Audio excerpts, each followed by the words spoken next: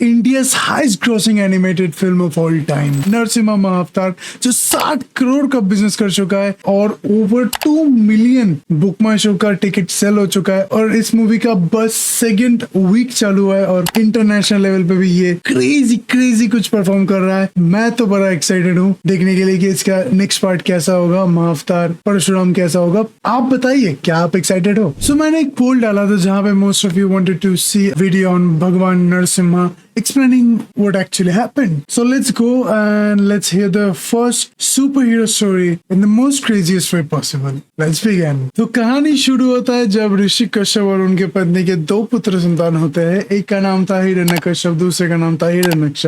और ये दोनों की जो कहानी है वो थोड़ा अलग है, वो कभी और किसी और वीडियो में हम डिस्कस करेंगे या फिर बात करेंगे। पर असुर गुरु शुक्राचार्य इन दोनों को बेसिकली ले जाते हैं, फुल एकदम ट्रेनिंग देते हैं, अस्त्र शस्त्र ज्ञान जो भी है वो सब देने के बाद इनके दिमाग में ये बात डाल देते हैं कि भगवान विष्णु जो है वो असुर कुल को नष्ट करना चाहता है। सो ये दोनों भाई बहुत ताकतवर थे और सब चीजों में माहिर थे। ये बेसिकली एक वॉर डिक्लेयर कर देता है भगवान विष्णु के अगेंस्ट और जो भी उनको पूछते हैं उन सबको ऑलमोस्ट मार देते हैं या फिर बहुत विध्वंस मचाता है। अब असली कहानी उसके बाद से शुरू होता है जब उसमें से जो छोटा भाई था हिरण्यक्ष, वो बेसिकली अर्थ को पूरे पाताल लोक में छुपा देता है, बहुत क्रूर हरकतें करता है। तो विष्णु भगवान ने बड़ा अवतार लिया और उन दोनों के बीच में बहुत सारा एकदम फाइटिंग होता है। और अब पाप किए हो तो तुम्हारी फील्डिंग तो सेट है, तो उसको मुक्ति दे देता है विष्णु भगवान। फिर इस बात से बहुत गुस्सा होता है हिरण्यकश्यप। कश्यप पुत्र फिर ब्रह्मा जी का पूजा करता है और फिर उनसे वरदान मांगता है, मुझे कोई नहीं मार सकता, ना देव ना नर,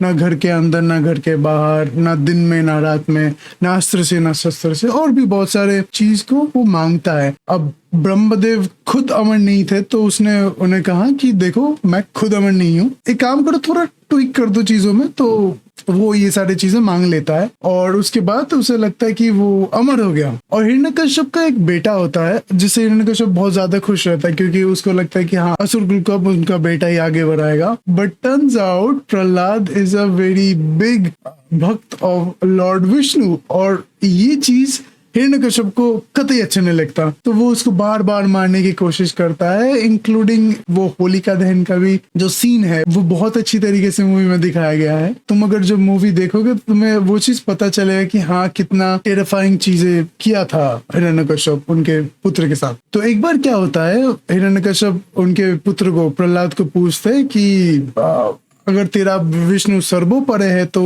उसे स्तंभ में भी होना चाहिए। प्रहलाद बोल देते हैं कि हाँ वहां पर भी है। और हिरण्यकश्यप उस स्तंभ को तोड़ देता है और उस स्तंभ के अंदर से आते हैं महाअवतार नरसिम्हा। तो महाअवतार के प्रकट होने के साथ साथ एक बड़ी युद्ध होता है नरसिम्हा भगवान और हिरण्यकश्यप के बीच में, जहाँ पे नरसिम्हा भगवान ऑलमोस्ट सारे असुरों की नरसंहार कर देता है, इंक्लूडिंग हिरण्यकश्यप। उनको तो ऐसे बीच से फाड़ देते हैं।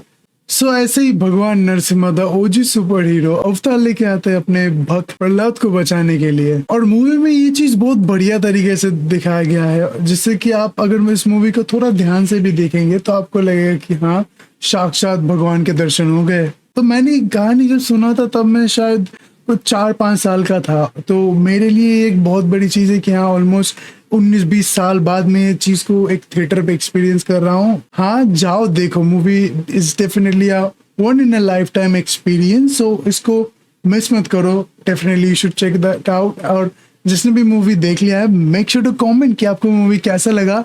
आशा करते हैं कि आगे महाअवतार परशुराम में वो सारे फ्लॉज को फिक्स कर देंगे और हमें और भी एक better and polished animated experience देखने को मिलेगा। सो या that's it for today's video. Subscribe कर देना, लाइक कर देना। जल्दी मिलता है एक दूसरी वीडियो पे, तब तक के लिए बाय बाय।